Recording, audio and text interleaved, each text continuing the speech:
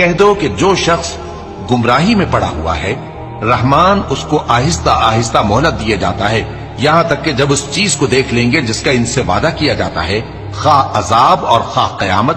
تو اس وقت جان لیں گے کہ مکان کس کا برا ہے اور لشکر کس کا کمزور ہے۔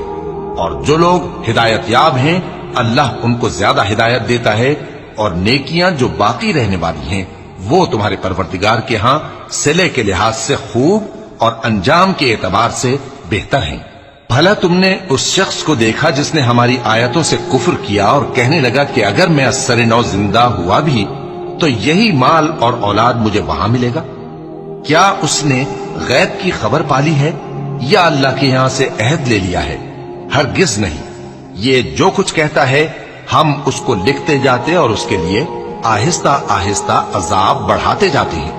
اور جو چیزیں یہ بتاتا ہے ان کے ہم وارث ہوں گے،